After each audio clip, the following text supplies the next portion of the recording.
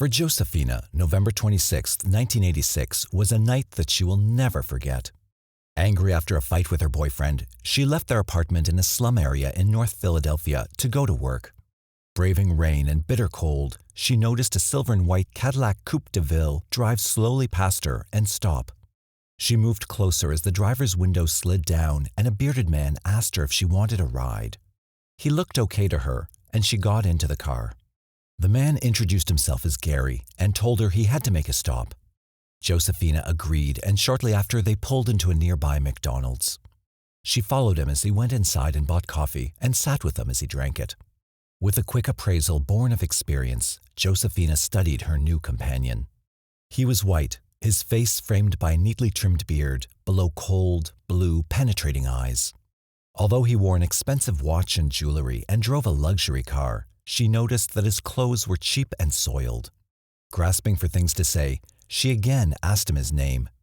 "Gary Heidnik," he said sullenly. Several minutes later, he finished his coffee and told her that they were leaving. When she asked where they were going, he told her they were going to his house. They drove to a dilapidated house in a seedy neighborhood. Josefina couldn't help but notice another car parked in front of them. It was a 1971 Rolls-Royce. He clearly had some money. When they reached the door, Heidnik pulled out a strange key and pushed it into the lock. When Josefina remarked about it, he explained that he had the key cut into two pieces, half of which stayed in the lock, preventing anyone but him from entering. The door opened into a kitchen, which was decorated with pennies that had been glued to half of its walls. Heidnik led her into a living room with sparse, aging furniture. He offered to show her around and led her up a narrow staircase. As she reached the door of his bedroom, she couldn't believe her eyes. The hallway directly in front of it had been partially covered with $1 and $5 bills. Suddenly, Heidnik stopped behind her and began choking her with his hands. He released his grip, but instead of letting her go, he pulled her arms behind her and handcuffed her wrists. He then led her to a cold, damp basement room. Heidnik dragged her to a dirty mattress, attached metal clamps to her ankles, and connected them to one end of a chain. He then applied glue to the clamps and dried them with a hairdryer. The other end he fastened around a large pipe that was attached to the ceiling. When he'd finished, he told her to sit up and promptly laid his head in her lap and went to sleep. When Josefina awoke, there was enough daylight to see the small room that was her prison. In the center of the room, a small area of concrete had been removed and a shallow pit had been dug into the ground underneath. When Heidnik returned, he set to work to widen and deepen the hole. As she watched him working, he told her that all he had ever wanted was a large family, and to that end had already fathered 4 children to 4 separate women, but had lost contact with them for various reasons. He told Josefina that his plan was to get 10 women and make them all pregnant so he could raise his family. Then, to demonstrate his intent, he raped her. Left alone a second time, Josefina loosened one of the ankle clamps and, after prying the covers from the window, stretched the chain to its full length and lifted herself halfway out of the window. Unable to escape fully, she screamed, hoping that a neighbor would come to her aid. Unfortunately, only Heidnik responded to her cries. He pulled her back inside the basement and beat her with a stick until she quieted down. Then, pushing her down into the tiny hole in the floor, he forced her head onto her chest and covered her with a piece of plywood and stacked heavy weights on top of it. To make sure that her screams didn't attract any outside attention, he set up a radio and tuned it to a hard rock station at maximum volume and left. As she lay half naked and cramped up in the freezing earth, Josefina struggled to breathe and waited to die. From the confines of the pit, even though the radio was still on, Josefina clearly heard a woman complaining and the sounds of a chain dragging across the floor. A short time later, Rivera's heart leapt as the board was lifted and Heidnik dragged her from the pit. Josefina looked up and saw another young, black woman, naked except for a blouse, chained to the pipe in the ceiling in the same manner as she had been the first night.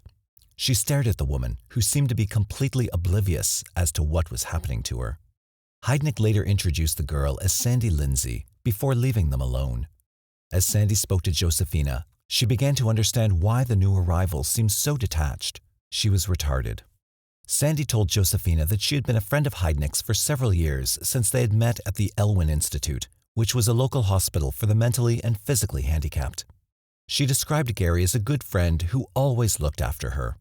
In a voice devoid of emotion, she described how she often had sex with Gary and his friend Tony. Later, she became pregnant but had an abortion.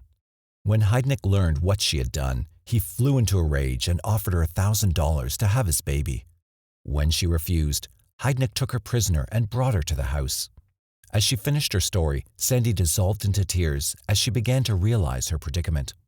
One day, Heidnik told Sandy that her sister and 2 cousins had come looking for her but had gone away, assuming no one was home. He later forced Sandy to write a note to her mother, telling her that she had gone away and would call later. He told the woman that he would post the letter from New York so her mother would think Sandy had run away. Although Sandy didn't seem to understand the implication of the note, the streetwise Josephina understood that Heidnik intended to keep them prisoner indefinitely. As the days dragged into weeks, Heidnik's behavior became increasingly bizarre. He fed them sporadically and kept them semi-naked so he could indulge his sexual appetite when he felt like it, which was often. When he was absent, they huddled together for warmth and waited in fear for his return. On occasion, they tried calling for help, which resulted in savage beatings, which in turn caused them to cry even louder. Any deviation from his rules was punished by further beatings or a period of incarceration in the dreaded hole. Another form of punishment he devised was to attach the girls to an overhead beam by one arm and leave them suspended for hours on end. While Heidnik was developing his skills as a torturer, Sandra's mother was actively searching for her. The mother told an officer that she believed her daughter was being held against her will by a man she knew only as Gary, who lived at 3520 North Marshall Street. She gave the officer all the information she had, including a phone number, but was unable to furnish a last name. The officer tried calling the number and even went to the house, but got no response and eventually dropped the inquiry. Around Christmas, Gary Heidnik cruised the streets looking for another woman. As he turned into Lehigh Street, he found her. 19-year-old Lisa was on her way to a girlfriend's house when Heidnik pulled up beside her in the Cadillac. He leaned out of the window and made a suggestive comment, but she became angry and told him she wasn't a prostitute. He quickly apologized and offered her a ride instead. Mollified by the change in his demeanor and his impressive car, she accepted. He lured the young woman to his home by buying her a meal and some clothes and offering to take her to Atlantic City. Then he drugged Lisa with some wine, and when she passed out, he raped her, handcuffed her, and took her to the basement with his other slaves. Now there were 3 young women of the 10 that Heidnik planned to abduct. As they talked about their situation, they wondered how 7 more women would ever be able to live in the small basement, let alone any children they might eventually have. Their only hope was that one of them, or a future victim, might be able to escape and get to the police. 10 days later, Heidnik returned from one of his trips with another woman named Deborah Dudley, who, at 23, was not about to allow Heidnik to control her without a fight.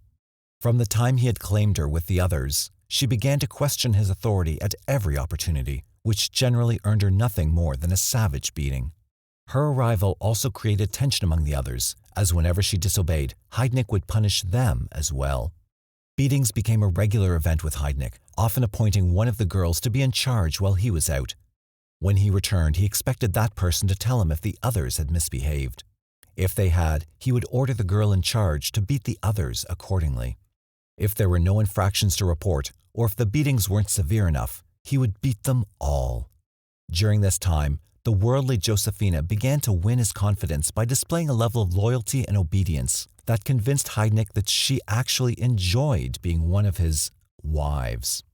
His sexual appetite also changed with the arrival of Deborah, when, apart from having intercourse with all of them on a daily basis, he would often force them to have sex with each other while he watched. While personal hygiene did not seem to be a priority for Heidnik, he later provided a portable toilet for his captives and baby wipes to wash their bodies. Sometime later, he allowed the girls to have a bath, after which he would force them to have sex. The amount and type of food that he provided seemed to change according to his mood. Some days he would give the girls only bread and water. The following day it would be stale hot dogs or peanut butter sandwich. He finally solved the problem by giving the girls canned dog food and beating them until they ate it. On January 18th, Heidnik went out again and returned with another girl. He had picked up a tiny 18-year-old named Jacqueline on the north side of the city and brought her back to the house. As before, he raped her and dragged her to the basement, but when it came time for the chaining, he found that the shackles were too big for her tiny ankles and used handcuffs instead. Later that day, he bought everyone Chinese food and, as an added surprise, a bottle of champagne. The occasion was the 26th birthday of the woman that was fast becoming his favorite, Josephina. Josephina would later reveal that Heidnik was in good spirits because he had the idea that she and Sandra Lindsay had become pregnant by him when this was not the case. In early February 1987, Heidnik found reason to punish Sandra Lindsay when he caught her trying to move the plywood that covered the pit. The punishment was severe. She was forced to hang from a roof beam by a single handcuff attached to her wrist for several days. During this time, her condition deteriorated and she refused to eat. Still believing her to be pregnant, Heidnik tried to force-feed her pieces of bread. Towards the end of the week, even though she was vomiting and running a high fever, Heidnik continued to force-feed her, often jamming food into her mouth and holding her mouth shut until she swallowed. The next day, she lost consciousness.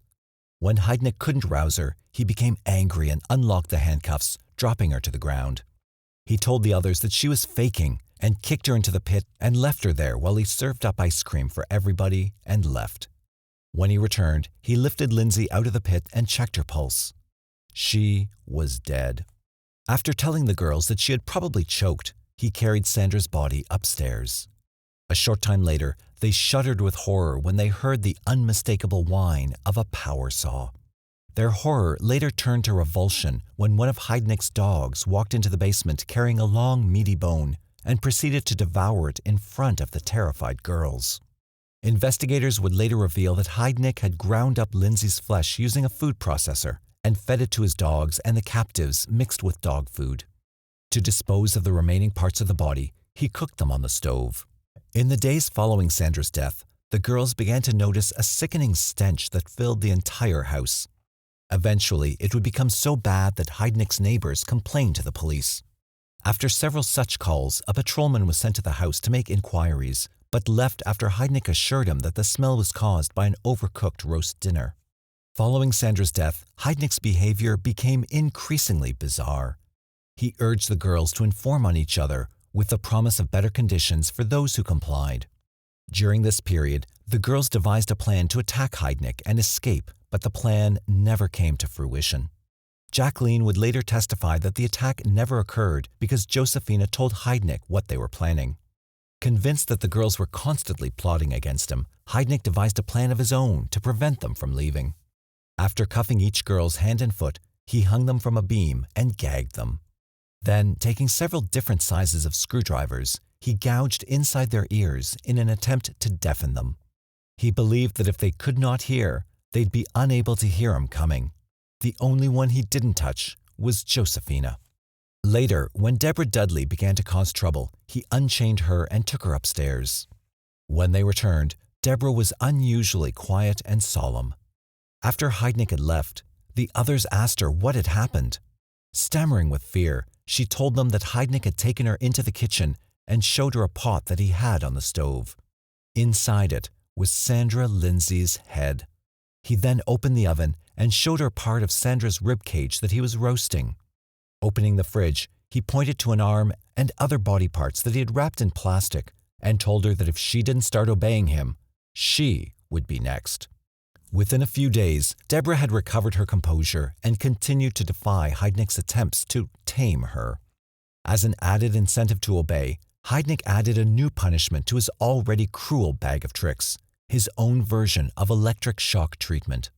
His method was simple. He stripped the insulation from one end of an electrical extension cord and plugged the other into a socket.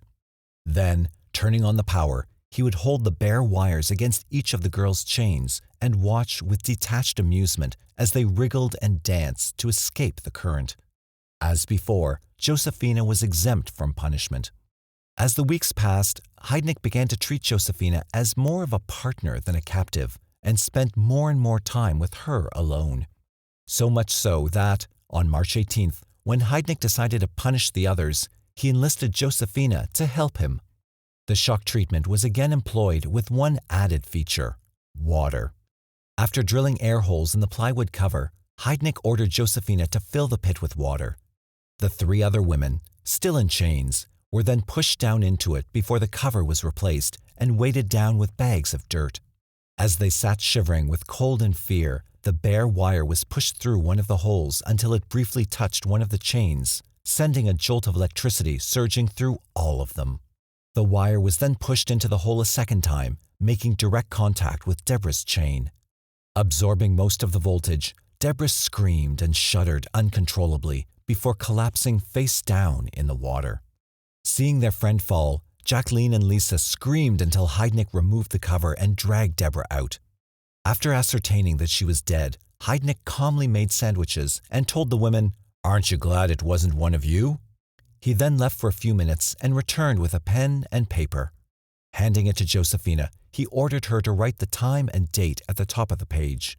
When she had done so, he made her write a statement detailing how she had assisted him to electrocute Deborah. He then ordered her to sign it before adding his own signature. Holding up the letter, he then told her, "If you ever go to the cops, I can use this as evidence that you killed Debbie." Satisfied that he had her completely under his control, he removed Josephina's chains and told her to go upstairs and change. It was the first time she had been completely dressed in 4 months. The following day, Heidnik returned to the basement and, after wrapping Deborah's body in plastic, placed it in the freezer and left. Following Deborah Dudley's death, Josephina became Heidnik's constant companion, often accompanying him on outings to restaurants and on shopping expeditions. On one such outing, Heidnik told Josephina that if he was ever caught, he would act as though he was insane, as he knew how to manipulate the testing procedures. He told her that he had been fooling the authorities for years so that he could qualify for disability payments. Heidnik also seemed to soften after Deborah died and began to provide additional comforts for his captives, including mattresses, blankets, pillows, and even a television set, while Josephina, in her role as trusted confidant, earned the dubious honor of sharing Heidnik's bed. On one particular trip, they were driving in the countryside outside of New Jersey when Heidnik stopped the car near a heavily wooded area and remarked that it would be a good place to hide Deborah's body. The following night, March 22nd, Heidnik and Josephina loaded Deborah's partially frozen body in one of his other vehicles, a Dodge van, and drove back to the area known as the Pine Barrens. While Josephina waited in the vehicle, Heidnik dumped the body in a grove of trees. The next day, Heidnik told her that he would need to find a replacement for Deborah and suggested that they go out cruising together to find one. Later that night, the pair drove through the streets looking for a likely subject. Heidnik found a new victim, Agnes, who he convinced to go home with them. Shortly after getting to the house, Agnes found herself stripped, chained, and imprisoned in the basement with the others. To Heidnik, Josephina may have seemed like a willing participant, but she had other plans and was happy to wait for the right time to implement them. Her chance finally came on March 24th, when after days of pleading and cajoling, she convinced Heidnik that if he let her go to see her family, she would bring back a new wife for his collection. Heidnik, anxious to expand his family, agreed on the condition that after visiting her family, she would pick up the woman and meet him at a gas station near her house at midnight. Later that evening, Heidnik dropped her near her house and drove off. Within seconds, Josephina was sprinting toward the apartment that she shared with her boyfriend, Vincent Nelson. When Nelson answered the door, Josephina blurted out her incredible story. As she related how she had been taken prisoner, sexually abused, and tortured, Nelson wondered if she had lost her mind. As he tried to quiet her down, she continued to describe scenes involving death, dog food, and body parts, until Nelson offered to go to Hendrik's house and confront him. Scared that the interference would lead to the other girls being killed, Josephina convinced him to call the police. Several minutes later, 2 police officers, John Cannon and David Savage, arrived. Again, Josephina told her incredible story. Like Nelson, Cannon and Savage also found it hard to believe until Josephina lifted the bottoms of her jeans and showed them the scars on her ankles where the chains had been. They were convinced and went to the gas station where Heidnik was waiting in his Cadillac. As they took out their weapons and approached the car, Heidnik raised his hands and asked if they were there regarding child support payments. He was told that it was a far more serious matter and placed under arrest. After 4 months of unspeakable horror, Gary Heidnik's reign of terror was finally at an end. Just before 5 a.m. on March 25, 1987, a squad of police under the direction of Homicide Lieutenant James Hansen arrived at 3520 North Marshall Street. Unable to gain access via Heidnik's intricate lock system, Hansen gave the order to break the door down. One of the first officers through the door was David Savage, one of the men who had arrested Gary Heidnik. Following Josephina's direction, he and his partner, Officer McCloskey, went straight to the basement. When Savage entered the small room, he saw two women asleep on a mattress in the middle of the room. Despite the cold conditions, their only covering was a thin, dirty blanket. As he approached them, they woke and screamed until Savage assured them that he was a police officer who had come to release them. He noticed that the women were chained to a pipe in the ceiling and wore nothing except thin blouses and socks. When one of the officers asked if there were any more women in the house, they pointed to a sheet of plywood on the floor that had plastic bags filled with soil piled on top of it. Pushing aside the bags and the board, McCloskey saw the nude figure of Agnes squatting in the bottom of the pit.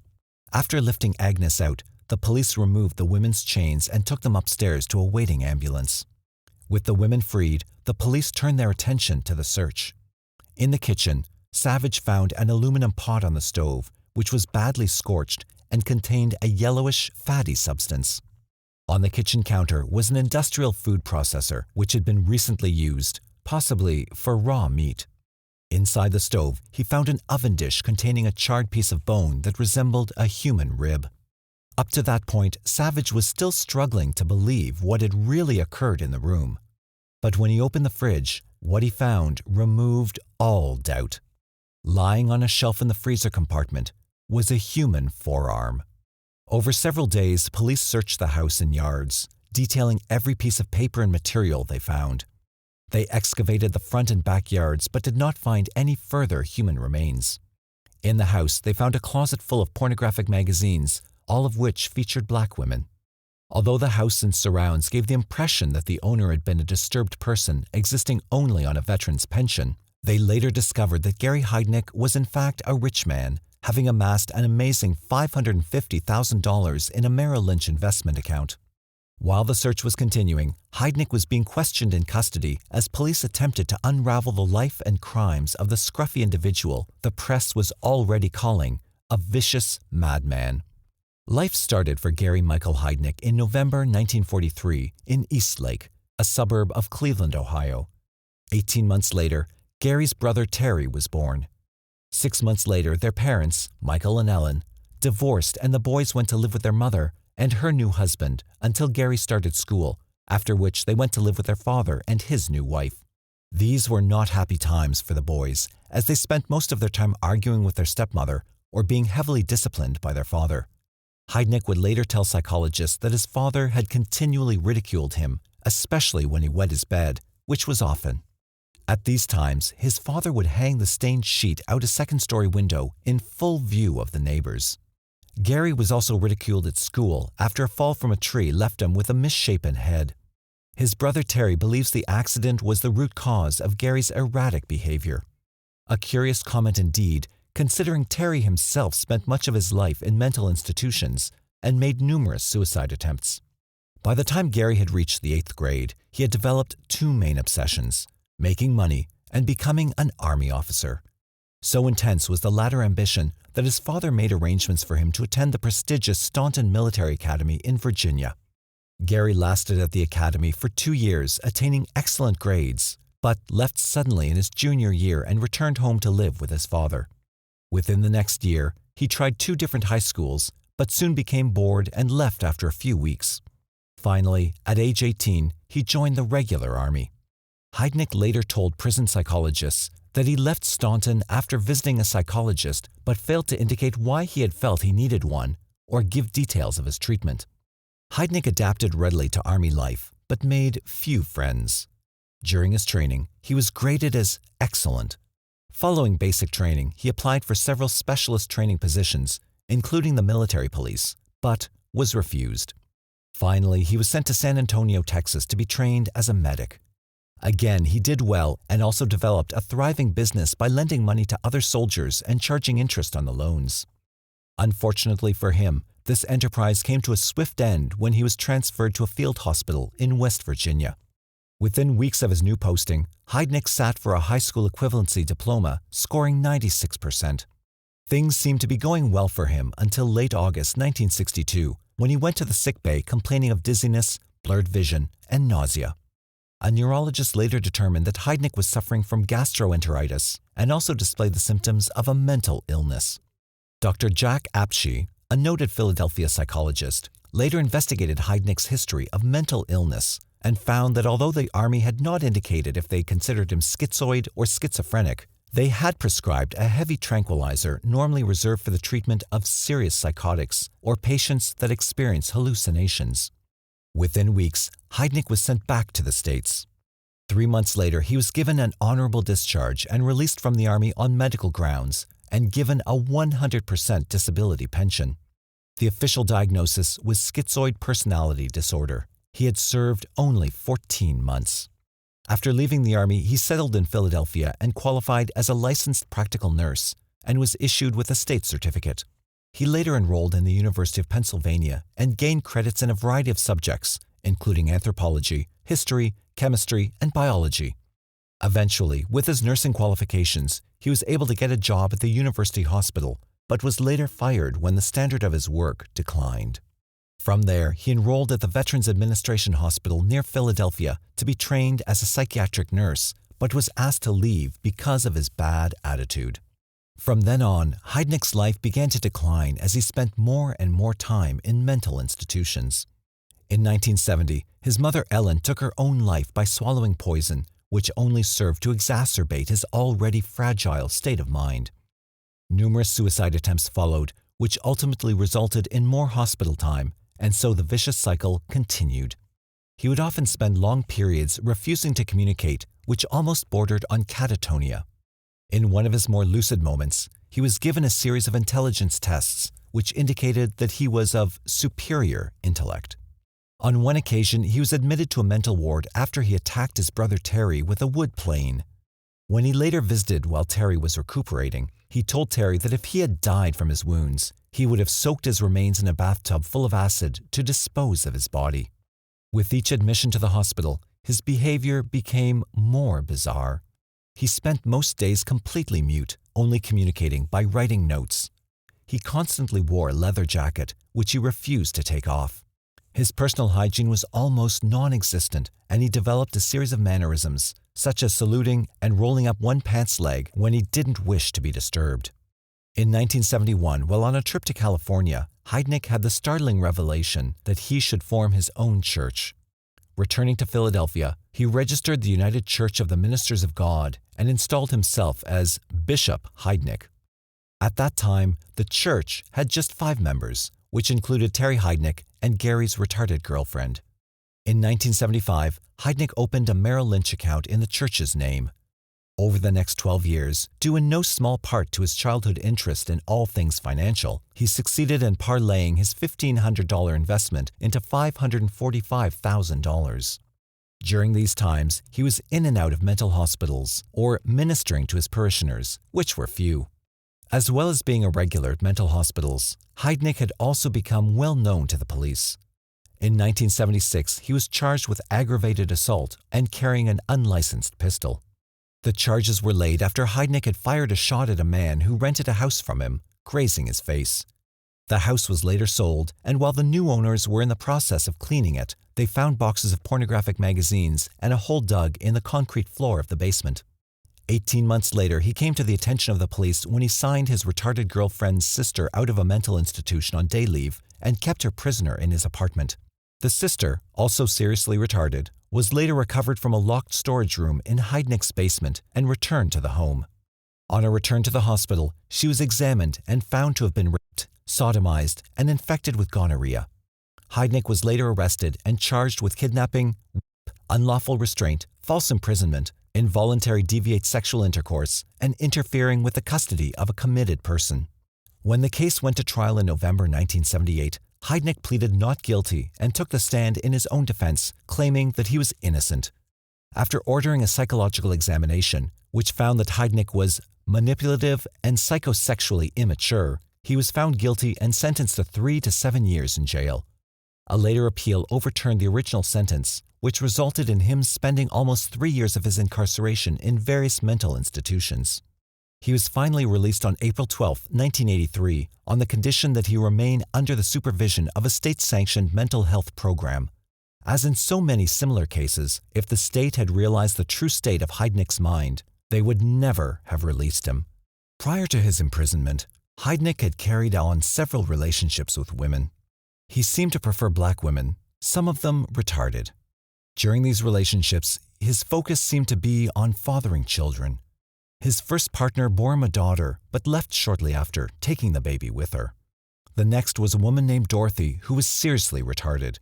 According to neighbors, Heidnik treated Dorothy badly, often beating her, locking her up, and refusing to feed her. Dorothy eventually wandered off and was later found living on the street in a dazed condition. The next woman Heidnik selected was Jeannette, the sister of the girl that Heidnik was convicted of raping. She was also retarded. When Heidnik returned from prison, Jeannette was gone. A later police investigation failed to find any trace of her, leaving police with the impression that Heidnik was responsible for her disappearance. For his next partner, Heidnik enlisted the aid of a matrimonial service. His selection criteria were simple. He wanted an Oriental virgin. A few weeks later, he was corresponding by mail with a young Filipino woman named Betty. For 2 years, she and Heidnik communicated by mail and the occasional phone call. Eventually, Heidnik proposed marriage, telling Betty that he was a minister. Betty accepted and traveled to Philadelphia in September 1985. After greeting her at the airport, Heidnik took her home to the North Marshall Street house and showed her to her room. She was shocked to find a retarded woman sleeping in the bed that she was to occupy. Heidnik told the woman she was a paying tenant. Despite Betty's misgivings about Heidnik and the living arrangements, she married him on October 3rd in Maryland. For the first week, Heidnik treated her well and spoke of starting a family. A week later, she returned from a shopping trip to find Heidnik in bed, having sex with 3 women. Horrified, she demanded that he pay to send her back home. He refused, telling her that he was the boss and having multiple sex partners was normal for him. From that time on, Heidnik was never without additional women in the house and often made Betty watch while he had sex with them. On the occasions that she complained, he would beat her and order her to cook for him and his partners at the time. As the days progressed, he became increasingly violent and constantly warned Betty that if she left, he would find her and kill her. One day in 1986 was the last straw for Betty. After she complained about the women he was bringing home, Heidnik beat her, raped her, and then threatened to kill her. Because she only knew Heidnik and his friends, Betty was forced to turn to other members of the Filipino community for help. They convinced her that she should leave him, so 4 days later, after pretending to go out shopping, she left and never went back. 2 weeks later, Heidnik was picked up and charged with assault, indecent assault, spousal rape, and involuntary deviant sexual intercourse. Luckily for Heidnik, the parole period for his previous sexual offenses expired the day before his arrest. His luck continued to hold when the charges were later dismissed when Betty failed to appear for the preliminary hearing.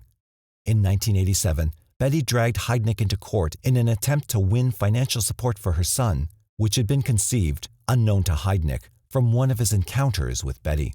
During the case, the judge became aware of Heidnik's medical history and ordered him to undergo a series of tests to determine his mental competency. By the time the tests were conducted, 2 of the girls he held captive in his basement baby factory had already died. On April 23, 1987, Heidnik appeared in court for the first time since his arrest. Beside him sat his counsel, Charles Chuck Perudo. Heidnik had selected Perudo, an experienced, sharp-minded defense attorney based on his reputation for defending sensational cases. The reason for the appearance was to officially determine if the prosecution had the probable cause to hold Gary Heidnik for the crimes he had been charged with. For Assistant District Attorney Charles Gallagher, the preliminary hearing was a mere formality as he presented the state's case against Gary Heidnik. Heidnik stood charged with murder, kidnapping, rape, aggravated assault, involuntary deviant sexual intercourse, indecent exposure, false imprisonment, unlawful restraint, simple assault, indecent assault, and other associated offenses. The most damning evidence against Heidnik was the testimony of the captives themselves. The first to be called was Lisa, who described in minute detail how Gary Heidnik had chained, beaten, and raped her. Next to give evidence was Josephina. In a clear and confident voice, she related her story from the time she was picked up in Heidnik's Cadillac until the time she was released. She was particularly graphic in her description of Sandra Lindsay's death and the electrocution murder of Deborah Dudley, particularly when she admitted that it had been she who had pushed the power cord into the pit.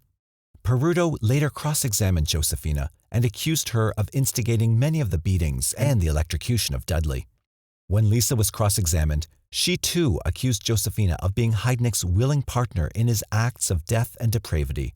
However, her evidence was refuted when Jacqueline took the stand and told the court that Josephina only did Heidnik's bidding when she was under threat of death or punishment. The proceedings ended with Dr. Paul Hoyer of the County Medical Examiner's Office giving evidence regarding the body parts and other human remains found in Heidnik's kitchen.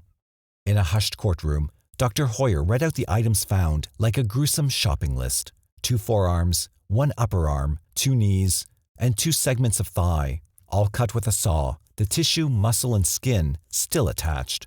In all, 24 pounds of human remains were found carefully wrapped and stored in Gary Heidnik's refrigerator. Gary Heidnik was indicted and held for trial. The trial began on June 20, 1988, in front of a packed courtroom. From the outset, as Charles Gallagher outlined the prosecution's case in all its gory detail, Chuck Peruto knew what his defense was going to be. He was going to plead his client guilty on all charges, but was going to try and prove that Gary Heidnik was certifiably insane. If the prosecution's case had been strong at the pretrial hearing, at the trial itself, it seemed even stronger. With both sides' opening statements having taken only a few minutes, Charles Gallagher began calling his witnesses to the stand. For 2 days, the jury of 6 whites and 6 blacks heard testimony from the captives themselves, their families, the police, and the medical examiners.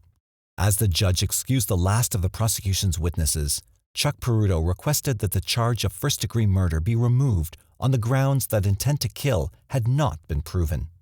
Judge Lynn Abraham's reply was one that Peruto would become familiar with during the trial: overruled. Chuck Peruto's defense was centered around 2 men, Heidnik's psychiatrist, Dr. Clancy McKenzie, and psychologist Jack Apschi. Unfortunately for Peruto and Heidnik, when he called his first witness to the stand, he found that McKenzie had his own agenda. McKenzie, who had spent a total of 100 hours with Heidnik, refused to answer direct questions, preferring instead to launch into an intellectual discussion on schizophrenia and other associated mental conditions, which at times completely confused the jury. Eventually, Peruto managed to direct McKenzie to give his opinion on the most important aspect of an insanity defense. At the time of the offenses, did Gary Heidnik know the difference between right and wrong? McKenzie responded that Heidnik did not know the difference. Peruto then asked the judge to instruct the jury to consider the possibility that Josephina was actually an accomplice of Gary Heidnik's.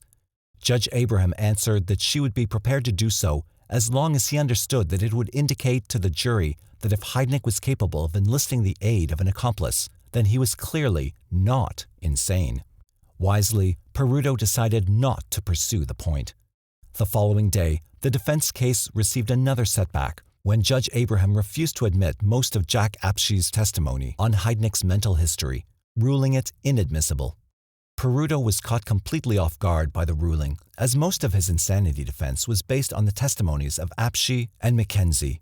But in a short time, McKenzie had undermined his own credibility, and Apschi was not allowed to table the results of weeks of painstaking research into Heidnik's medical history, the details of which Peruto believed would prove that his client had been insane for most of his adult life. Peruto then played his final card by calling Dr. Kenneth Kuhl, another psychiatrist. Kuhl was able to give part of his professional opinion regarding Heidnik's sanity, but in a closed session. Abraham ruled that his testimony was confusing the jury and ruled that most of it be stricken. Kuhl also had his testimony damaged in cross-examination when he admitted that he had only spent 20 minutes with Heidnik and had left in frustration when Heidnik refused to talk to him.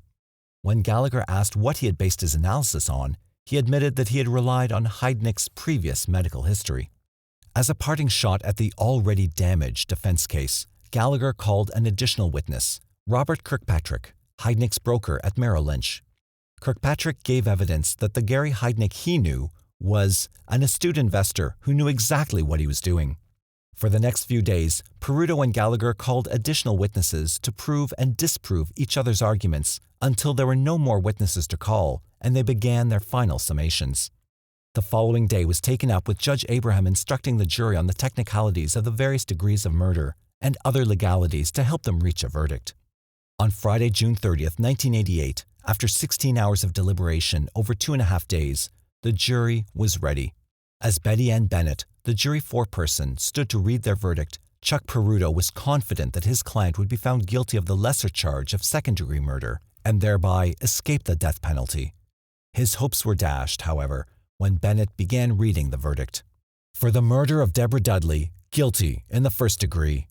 For the murder of Sandra Lindsay, guilty in the first degree. And so the list went on.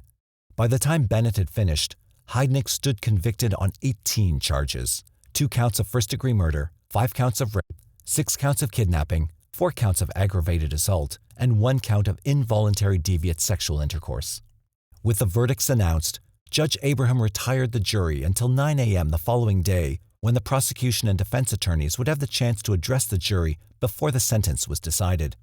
By 12:15 p.m. the next day, the jury had made a unanimous decision. Gary Heidnik should be sentenced to death for the murders of Deborah Dudley and Sandra Lindsay. Just as he had throughout the trial, Heidnik showed no sign of emotion when the sentence was read. To this day, Jacqueline, Agnes, and Lisa have various levels of hearing impairment thanks to the damage Heidnik did with his screwdrivers. Together with Josephina, they instituted civil proceedings to gain access to the funds in Heidnik's Merrill Lynch account and divide them equally between them as criminal compensation. Other parties as diverse as the Peace Corps and the IRS have also filed for access to the funds. For 11 long years, Gary Heidnik waited in jail until the normal legal hyperbole that inevitably follows a death sentence had diminished. During that time, he made several suicide attempts and played very little part in the appeal process. Finally, on July 6, 1999, at 10:29 p.m., Gary Michael Heidnik was executed by lethal injection. After his death, no member of his family had made arrangements to claim his body.